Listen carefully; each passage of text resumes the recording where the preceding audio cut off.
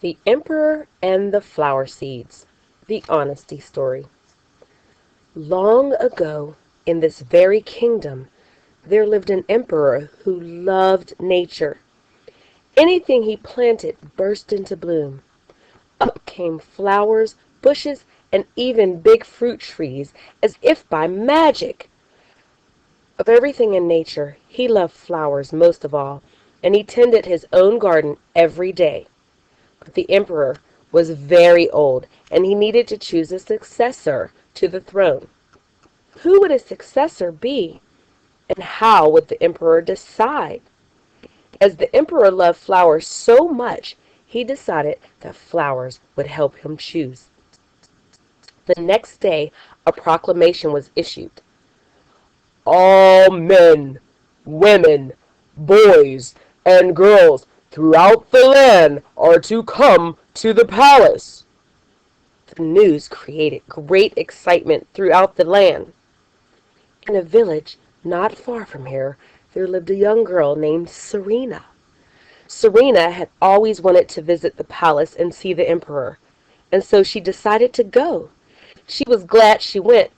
How magnificent the palace was!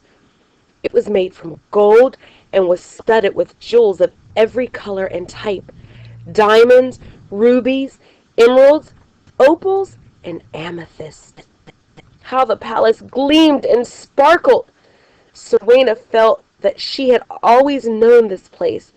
She walked through the palace doors into the great hall, where she was overwhelmed by all the people. It was so noisy. The whole kingdom must be here, she said to herself. There then boomed the sound of at least 100 trumpets, announcing the arrival of the emperor.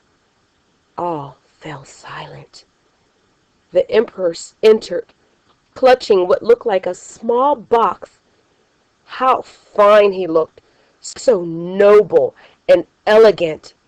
He circled the great hall, greeting each and every person and presenting something to each one. Serena was curious about the small box. What was inside, she wondered. What was he giving to everyone? At last, the emperor reached Serena.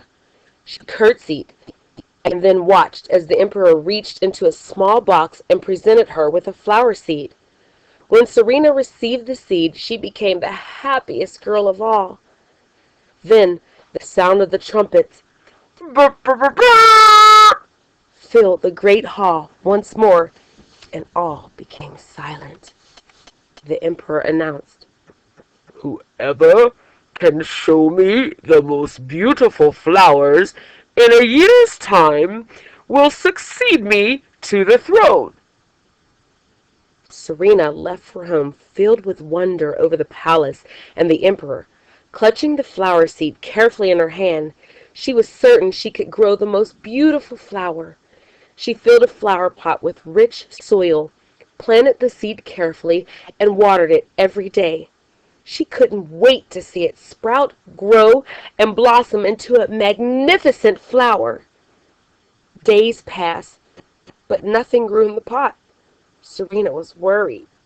She transferred the seed into a bigger pot, filled it with the best quality, richest soil she could find, and watered it twice a day, every day. Days, weeks, and months passed, but still nothing happened. By the whole year, by the whole year passed. Finally, spring came, and it was time to return once more to the palace. Serena was heartbroken. She had no flower to show the emperor, not even a little sprout.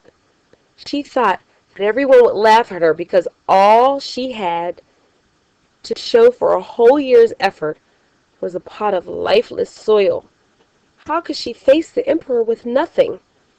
Her friend stopped by on his way to the palace, holding a great big flower. "Serena, you're not going to the emperor with an empty pot, are you?" said the friend. "Couldn't you grow a great big flower like mine?" Serena's father, having overheard this, put an arm around Serena and consoled her. "It's up to you whether or not you go," said her father. "You did your best, Serena, and your best is good enough to present to the Emperor." Even though she felt reluctant to go, Serena also knew she must not disrespect the Emperor's wishes. Besides, she also wanted to see the Emperor and the palace again. And so Serena traveled once more to the palace, holding the pot of soil in her hands. The Emperor was happy to see the great hall filled with his subjects, all proudly displaying their beautiful flowers, all eagerly hoping to be chosen. How beautiful all the flowers were! Flowers were of every shape, size, and color. The Emperor examined each flower carefully and thoroughly, one by one. Serena, who was hiding in a corner with her head bowed down, wondered how he could choose, since they were all so lovely. Finally, the Emperor came to Serena. Serena dared not look at the Emperor. "Why did you bring an empty pot?" the Emperor asked Serena. "Your Majesty," said Serena, "I planted the seed you gave me, and I watered it every day, but it didn't sprout. I put it in a better pot with better soil, but it still didn't sprout. I tended it all year long, but nothing grew. So today I brought an empty pot without a flower. It was the best I could do."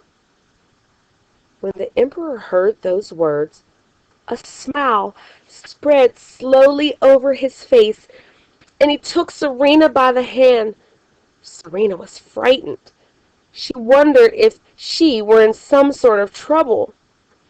The Emperor led her to the front of the great hall, and turning to the crowd, he exclaimed, "I have found my successor, the person worthy of ruling after me." Serena was puzzled. "But, Your Majesty," she said, "I have no flower, just this pot of lifeless earth." "Yes, I expected that," said the Emperor. From where everyone else got their seeds, I do not know. The seeds I gave everyone last year had all been roasted. It would have been impossible for any of them to grow. Serena, I admire your great courage and honesty to appear before me with the truth. I reward you with my entire kingdom.